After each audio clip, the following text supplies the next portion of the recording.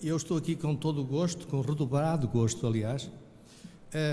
Vou falar sobre, curiosamente, eu fico espantado comigo próprio, porque nunca falei sobre este assunto. E já faço esta cirurgia há dezenas de anos, nunca me deu para falar sobre esta cirurgia tão interessante e com as suas indicações próprias. Comecei por chamar estapedectomia com TORP, eventualmente nós queremos chamar-lhe estepedotomia com TORP, mas é totalmente indiferente a maneira como se chama, qual é a nomenclatura. As pessoas há que chamam-lhe de timpanoplastia do tipo 3 com estapedectomia, outra estapedectomia com substituição da bigorna. É totalmente irrelevante a maneira como nós chamamos a isto. O que é importante é dizer que é uma cirurgia que não é executada com muita frequência. Eu penso que há um número significativo de otorrinos que nunca fez esta cirurgia. É uma cirurgia, para além de ser feita com pouca frequência, é uma cirurgia que se pode revestir de elevada dificuldade técnica.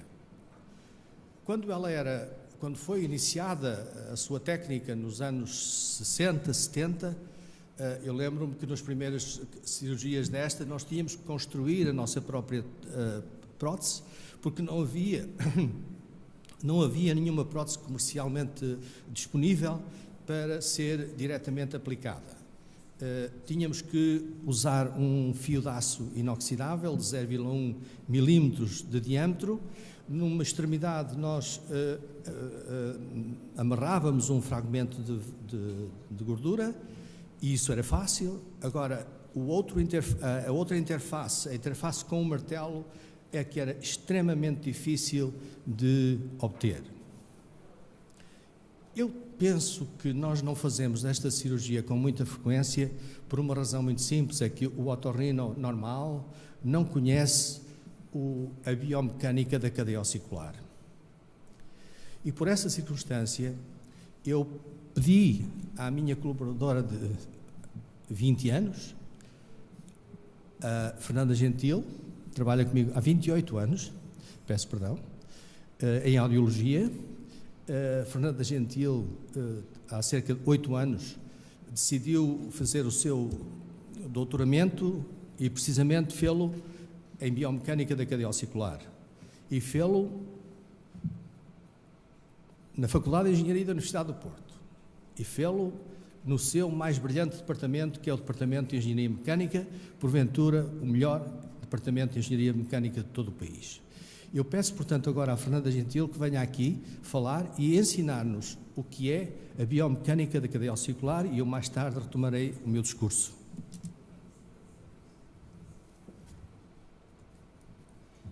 Boa tarde a todos. Vou falar então um pouco da biomecânica da cadeia ossicular e como é que é isto feito em termos matemáticos. Para isso tenho que falar do método dos elementos finitos, que é um método matemático e que, com o qual é possível fazer simulações de toda a cadeia ossicular, no nosso caso em particular. O método dos elementos finitos é um método muito utilizado em todas as áreas das ciências exatas e biológicas, sempre que se pretende retirar resultados referentes a cargas, tensões, deformações, deslocamentos. Tudo isto é possível simular através do método dos elementos finitos. Este método trabalha-se matematicamente em termos computacionais e segue uma série de etapas. Eu vou só descrever muito sucintamente as várias etapas deste método aplicado à cadeia ossicular. A primeira coisa a fazer é extrair a geometria da membrana timpânica e dos ossículos através da imagiologia. A seguir é feita a discretização deste modelo e esta geometria é subdividida em elementos finitos. Estes elementos estão conectados por nós, os pontos notais, que se situam nas suas fronteiras. Depois desta discretização, são atribuídas as respectivas propriedades de material a cada componente. É feita uma escolha de funções que vão definir o estado de deslocamento dentro de cada elemento finito. É feito uma panóplia de estudos computacionais, fazendo agrupamento de matrizes de massa, de rigidez, de amortecimento, baseado em funções de forma, e, seguidamente, é determinado um sistema de forças concentrado nestes nós e que equilibram todo o sistema. É preciso definir as condições de fronteira, no nosso caso, em que pontos é que a cadeia ossicular assenta. É feita uma aplicação de cargas, no caso específico da cadeia ossicular é aplicada uma pressão na membrana timpânica e depois é feito estudo ao longo da cadeia e ver qual é o resultado final ao nível da platina do estribo. São resolvidos sistemas de equações algébricas lineares, é feito um estudo dinâmico do modelo, numa gama frequencial interessante dentro daquilo que é a nossa gama frequencial audível, e no final deste estudo dinâmico é feito um cálculo dos deslocamentos, por exemplo, do umbo e da platina, como é possível retirar as tensões de cada ligamento, as tensões de cada ossículo, as reações, os modos naturais. Portanto, a partir da imagiologia é retirado o modelo sólido, é feita a discretização através de métodos de elementos finitos. No caso da membrana são usados elementos hexaédricos e no caso dos ossículos elementos tetraédicos. Aqui são as condições de fronteira, que no nosso caso têm a ver com o sulco timpânico, com o ligamento anular e com as extremidades dos ligamentos e músculos da cadeia ossicular. A carga aplicada, a pressão, é baseada na fórmula dos decibéis e as simulações que apresento neste trabalho são de 80 decibéis, ou seja, uma pressão de 0,2 Pascal aplicada sobre a membrana timpânica. Isto é, depois de criado um modelo normal, é possível fazer simulações de todas as patologias do ouvido médio, desde perfurações, otosclerose, timpanosclerose, tudo o que é patologia, assim como fazer a substituição da cadeia ossicular por uma prótese, por exemplo, neste caso, um TORP, e comparar os resultados do modelo normal com o modelo de patologia ou próteses aplicadas. Neste gráfico é possível verificar uma análise dinâmica, uma comparação de estudo do estudo que foi feito relativamente ao deslocamento do umbo. Vê-se a gama frequencial que adquiri 100 a 10 mil Hz, portanto a nossa gama frequencial audível está ali algures no meio. E este trabalho, estes deslocamentos do umbo estão a ser comparados com trabalhos experimentais e computacionais de outros autores, onde se verifica que este trabalho, os deslocamentos do umbo estão de facto dentro dos resultados dos outros autores. Neste temos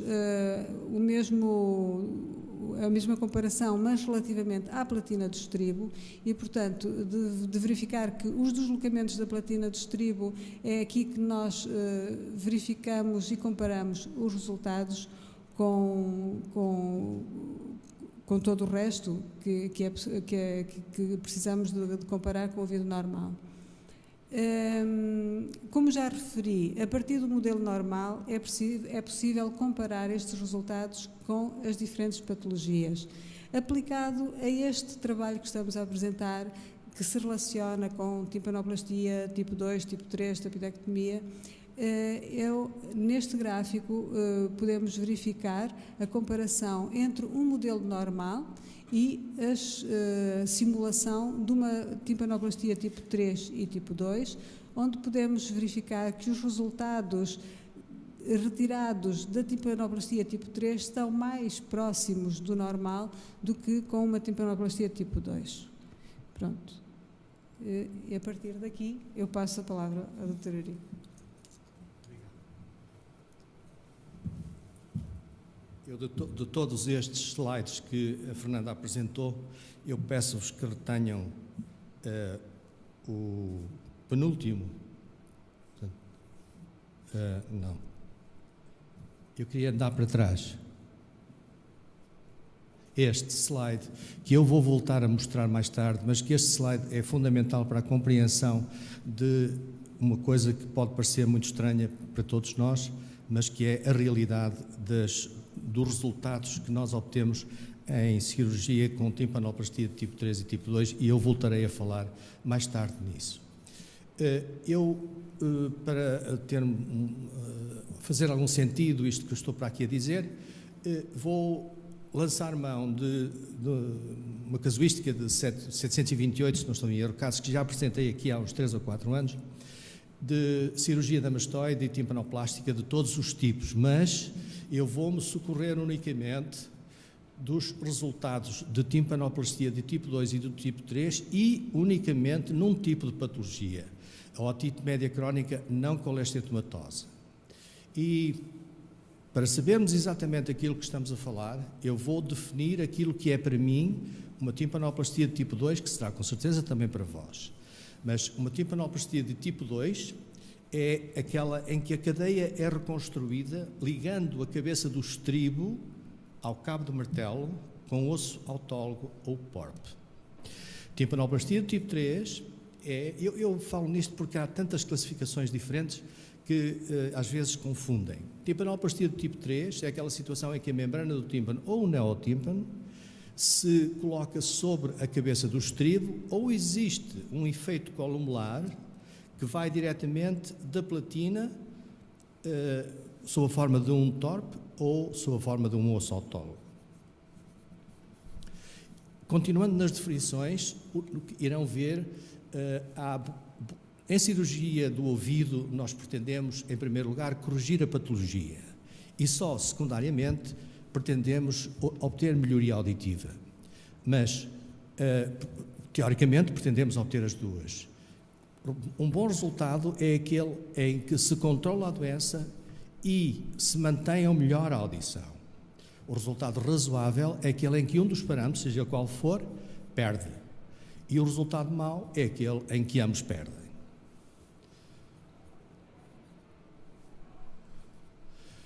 Portanto, vamos começar com a timpanoplastia tipo 2. Isto são só 23 casos, retirados daqueles 728 casos de cirurgias.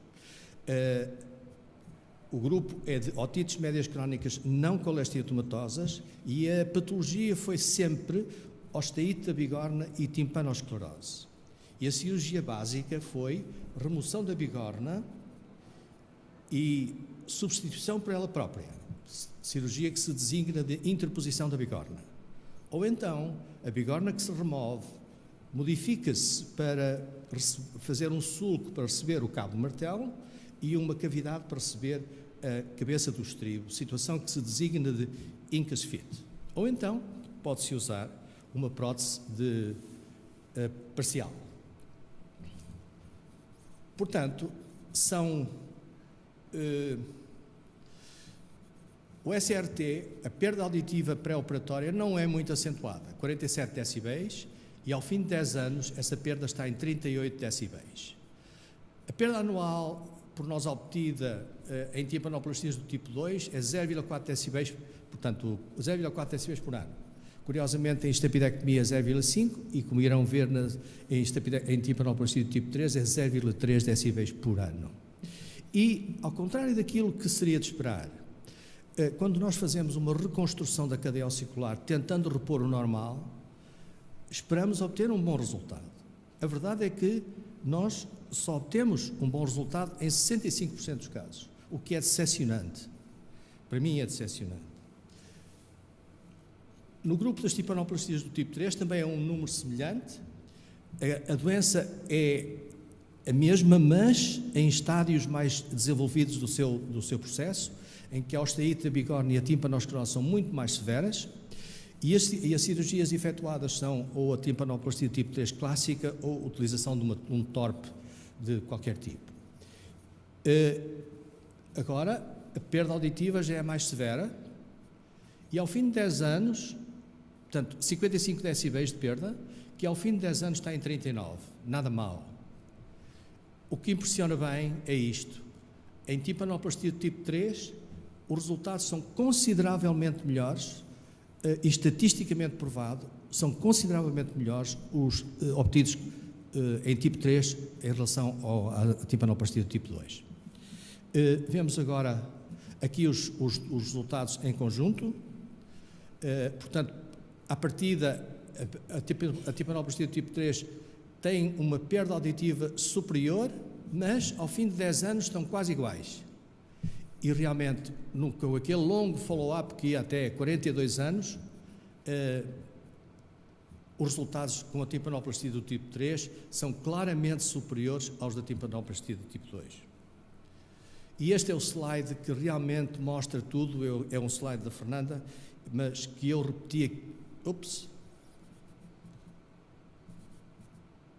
Este slide é espetacular porque mostra a condução normal, a audição normal, e depois o que sucede quando se faz uma timpanoplastia do tipo 2 a verde e os resultados obtidos na timpanoplastia do tipo 3 a vermelho. Isto é um slide que deve fazer as pessoas pensar na sala de operações. Quando tiverem dúvidas, vão para a timpanoplastia do tipo 3. Portanto, o comentário que se pode fazer aqui é que é inquestionável que os resultados obtidos em timpanoplastia do tipo 3 são claramente superiores aos obtidos com a timpanoplastia do tipo 2. E porquê é que isto é assim?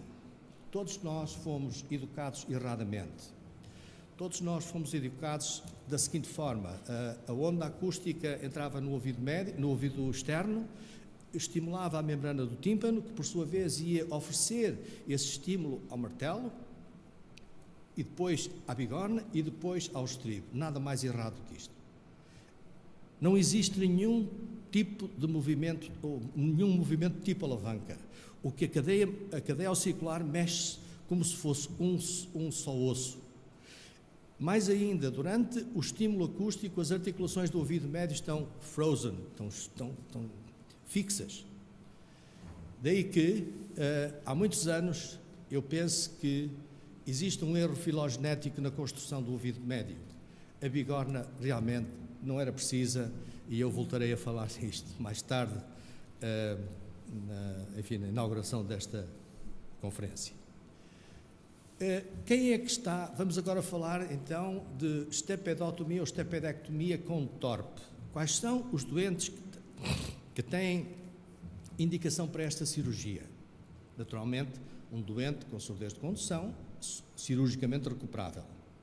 Um doente que pode ter uma membrana do tímpano lesionada, mas pode não ter. A membrana do tímpano pode ser perfeitamente normal, e uma palavra aqui para a palpação do martelo em doentes que têm surdez de condução. É muito importante palpar o martelo, porque senão nunca mais se vai apanhar um martelo fixo congenitamente. Portanto, é preciso palpar. É uma questão de treino. Os doentes queixam-se um pouco no início, mas habitualmente depois aguentam. Doentes que têm esta situação de anquilose da cabeça do martelo, que só é diagnosticável pré-operatoriamente, através da palpação do umbo, ou doentes que têm a cabeça de martelo fixa e, associadamente, têm também o estribo fixo. Alguns casos, como irei mostrar mais adiante, de doentes que tiveram um bom resultado imediato com estepedectomia e que, eventualmente, ao longo dos anos, vão mostrando uma degradação progressiva da sua audição. Mas, para ser submetido a uma estepedectomia com TORP, o doente tem que ter uma condição fundamental, que tem que ter, isto pode-vos parecer muito estranho, mas o doente tem que ter uma platina fixa suscetível de ser perfurada. Porque é evidente que a otosclerose maciça é perfurável. A timpanosclerose maciça é perfurável. Agora, já tive duas situações na minha vida em que havia ossificação do ouvido, do nicho da janela oval, e que era totalmente impossível, porque não havia referências anatómicas, era perigosíssimo fazer a perfuração. E esses são os casos em que, evidentemente, o cirurgião tem que abandonar a cirurgia e aplicar um aparelho. Portanto, a estepedectomia com TORP é realmente uma cirurgia pouco frequente e de técnica difícil. Há um número significativo de casos que são revisões, e os senhores sabem tão bem como eu que uma revisão é sempre muito mais complicada do que uma cirurgia primária. Quando a revisão é nossa, nós sabemos mais ou menos aquilo que fizemos e, portanto, podemos prever mais ou menos o que é que iremos encontrar. Quando a revisão é de outros, não sucede isso. E há um fenómeno que é totalmente imprevisível, que é a cicatrização. Como é que a gente vai prever a cicatrização do cabo do martelo?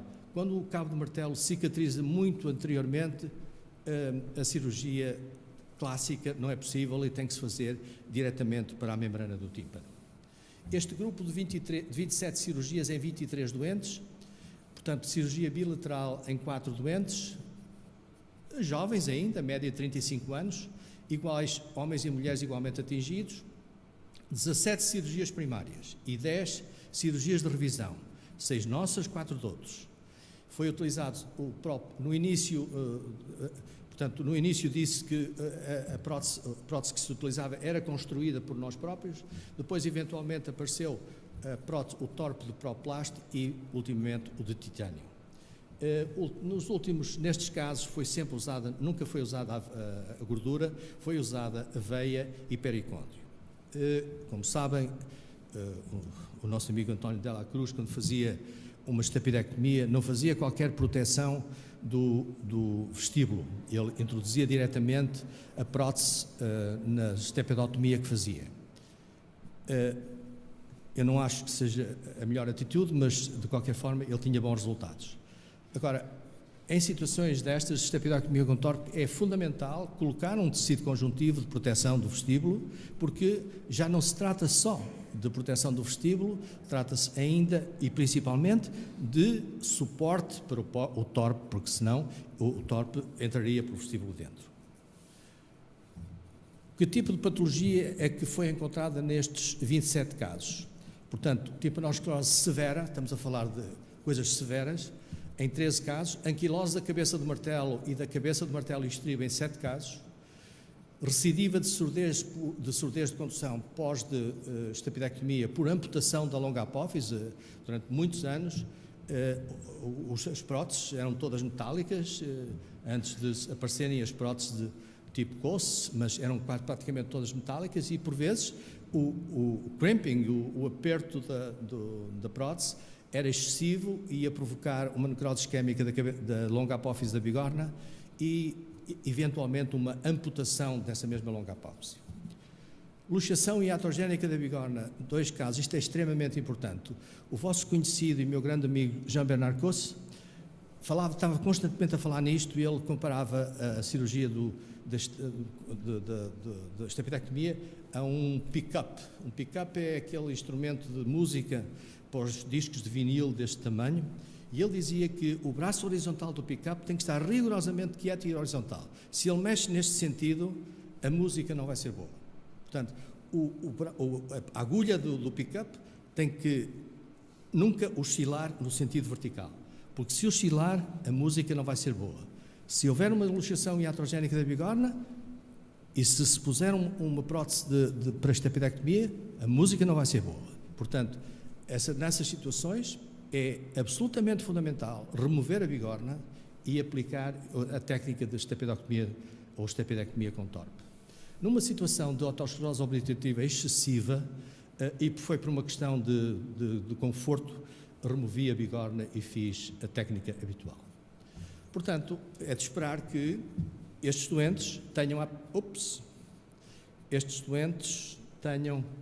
à partida um SRT mais severo, mais pronunciado do que nos grupos 2 e 3 de timpanoplastia. Mas, reparem, ao fim de 31 anos, nós, quando temos follow-ups de 1 ano, significa que temos maus resultados. Os follow-ups de 1 ano são os maus resultados, são as pessoas que vêm e assim, a partir dessa altura a gente diz que não vai ficar melhor e eles vão para outro, é natural.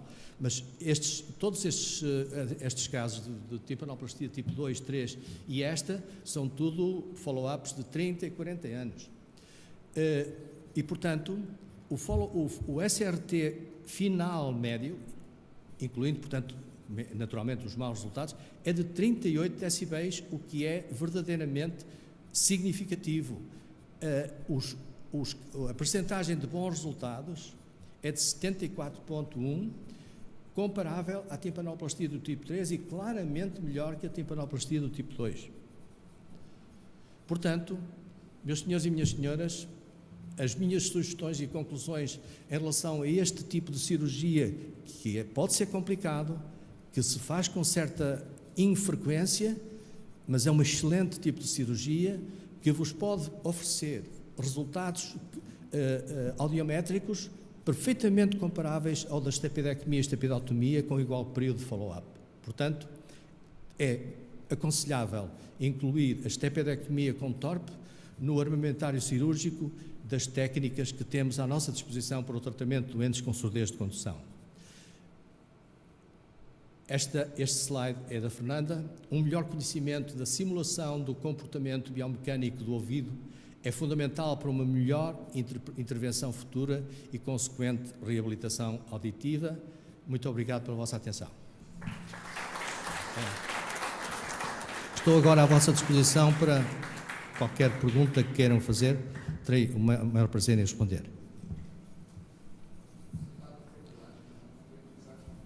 Peço desculpa? A cartilagem? Não estou a perceber. Sim, claro. Pois, se o TORP vai diretamente ao cabo do martelo, não há sítio para pôr cartilagem. Agora, se vai para a membrana do tímpano, sim, protege-se com cartilagem. Aliás, um dos slides da... Cartilagem, não. Pericôndrio e veia. Se puser cartilagem, a cartilagem não tem, tem rigidez.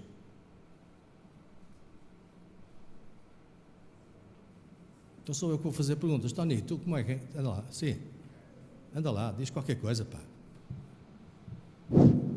Tenho que dizer, com grande pesar meu, em primeiro lugar queria cumprimentar o Sr. Presidente, nosso Presidente. Apesar de tudo, votei em si. Felicitar-te pela comunicação e é com pena que digo que estou inteiramente de acordo contigo. O que eu quero dizer fundamentalmente, porque como sabem, normalmente estamos em desacordo, embora no fundo estejamos sempre de acordo.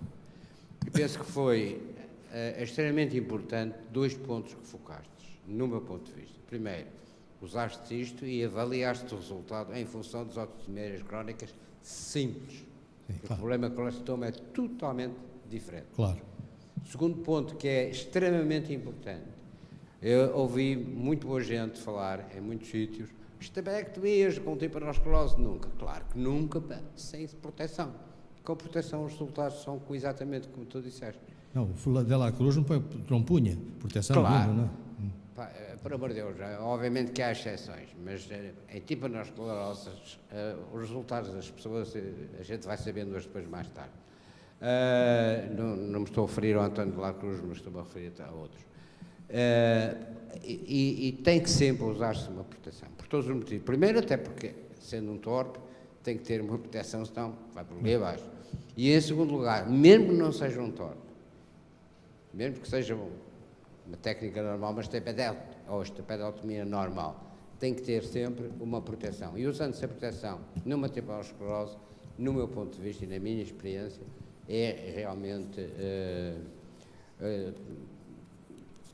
raríssima, se não é, ou excepcional, a existência de cofose pós-estapedectomia, como alguns dizem que sim.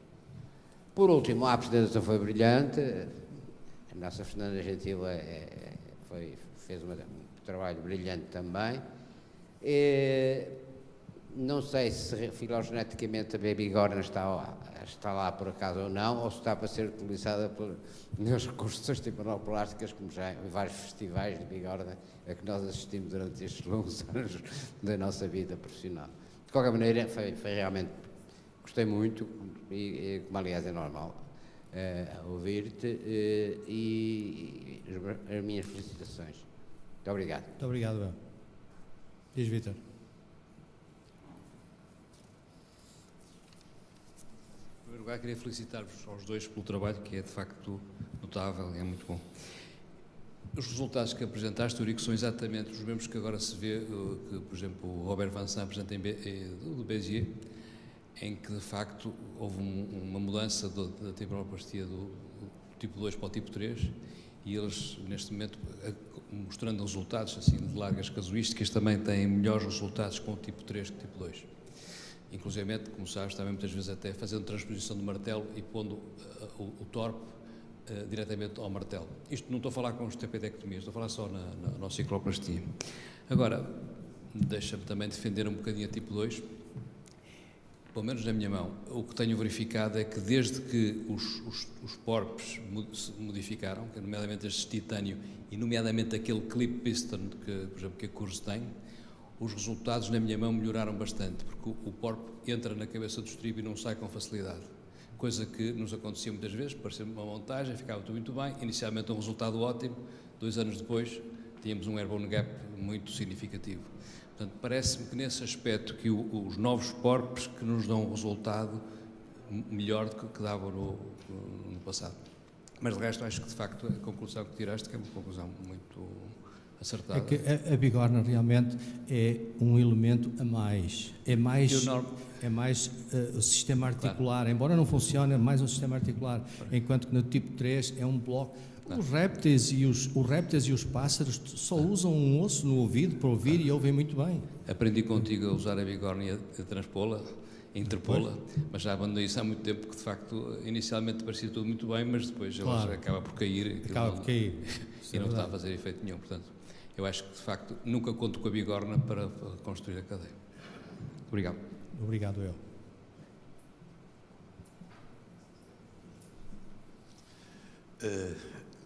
Muito boa tarde. Eu gostava de felicitar Obrigado. Realmente por esta aula, digamos assim. E é bom que estejam aqui gente mais nova a ouvir isto, que é bom que ainda se continue a aprender técnicas que não são de agora, mas técnicas que dão e darão sempre bons resultados. Eu só queria fazer um pequeno comentário, que era o seguinte. Relativamente, não sei se faz mais estapedotomias ou mais estapedectomias. Dó. A relação... Dó. Ora bom, na estapedotomia, ao fazer isto, digamos, está apenas não sei se faz com fresa, se faz com uma strike ou só se faz Não, faço com fresa. Com fresa. Com microdrill. Exato. Faz a proteção aí. Sim. Se numa estapedotomia com pericôndrio ou com veia e, eventualmente, se tiver, por alguma razão, numa cirurgia, se tiver que libertar uma quantidade maior ou, digamos, dispor muito mais, digamos, o vestíbulo, como é que faz essa proteção? Da mesma maneira, da mesma a maneira. estapedectomia ou estapedotomia, os tecidos são iguais, quer dizer, ou veia ou, ultimamente, muito mais até o pericôndrio que a veia. Mas se tiver uma exposição maior, digamos, a nível do vestíbulo, pronto. Desde que o pericôndrio, a veia o que tem que ser bastante grande, e o pericôndrio também, embora o pericôndrio tenha mais força do que a veia, mas o que tem é que ficar bem espraiado, não pode ser pequeno, tem que ser grande. Isso é importantíssimo, isso é importantíssimo, e que fique bem ciente de quem está a operar como é que deve fazer. Muitas vezes aqui é uma forma de técnica cirúrgica. E, acima de tudo, vermos porque o problema aqui, essencialmente, é uma labirintização, que pode acontecer frequentemente, não é? É só isto, muito obrigado. Obrigado, Bel. Bom, cumprimos o nosso tempo, temos a seguir a cerimónia de abertura. Muito obrigado. De outra forma, muito gostaríamos de continuar aqui a ouvir o Dr. Eurico de Almeida. Obrigado, Dr. Eurico, obrigado, Professora Fernanda. Muito obrigado.